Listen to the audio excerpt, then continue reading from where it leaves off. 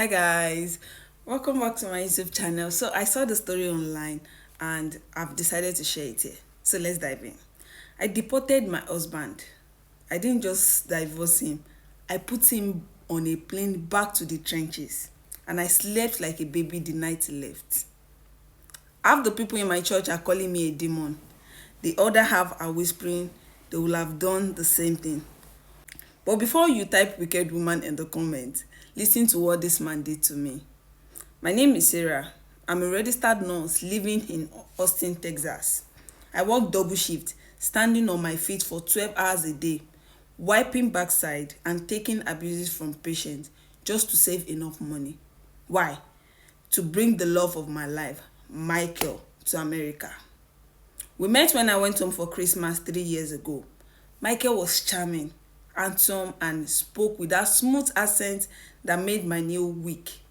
He was a struggling engineer with big dreams but no opportunities. Baby, if you just get me to the States, I will treat you like a queen, he promised. I'll work hard, I will build us an empire. I believed him. I was 32, single and lonely in a big house. I wanted a family. I spent $50,000 on lawyers, filing fees, and flight.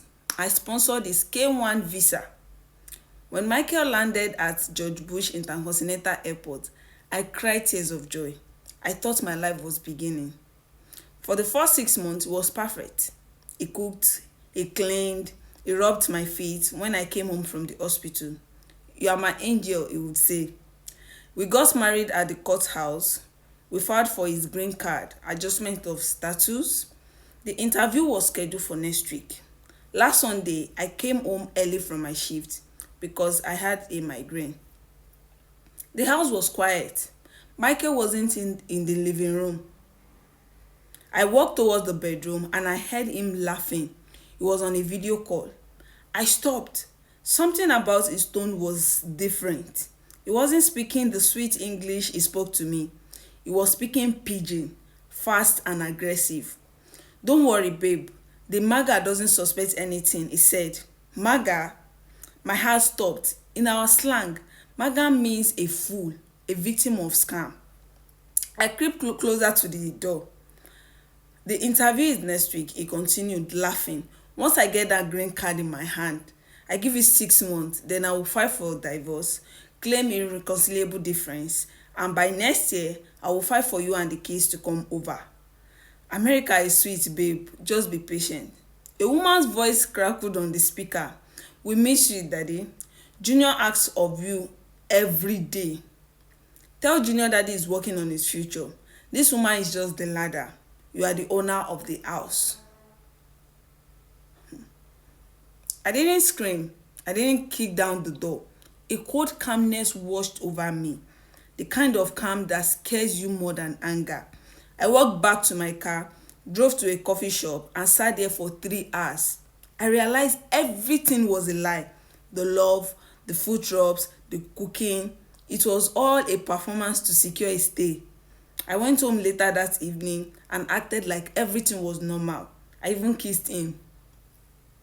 But the next morning, while he was at the gym, I went to the USCIS website. I withdrew my sponsorship. I wrote a letter to the immigration officer explaining that the marriage was fraudulent and that I was no longer willing to support him financially. I didn't tell Michael. The morning of the interview, he put on his best suit. He looked so handsome, so confident. Ready to make us official, baby? He asked, fixing his tie. I'm ready, I smiled. We sat in the waiting room when they called his name. The officer didn't invite us into an office. Two ICE officers walked out instead. They asked for his ID. They told him his petition has been withdrawn by the sponsor and his visa had expired. The look on his face, it wasn't fear. It was pure confusion. He looked at me, Sarah, what's going on? I stood up, smoothed my dress and looked him dead in the eye. I am not a ladder, Michael, and this MAGA has closed the bank. I walked out of the building while he was shouting my name in handcuffs.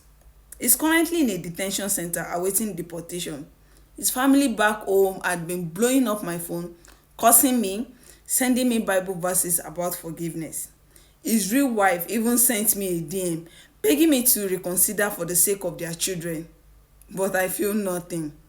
I worked too hard for my peace to let a squatter live in it. Now I am sitting in my quiet house, drinking wine. Did I go too far? Should I have just divorced him and let him stay? Or did he get exactly what he ordered? Tell me in the comment section. So guys, let me know in the comment section. What do you think? If you were to be the one, would you have maybe forgiven and just reconsider? So guys, I hope you enjoyed this video. And please, that will be all for today.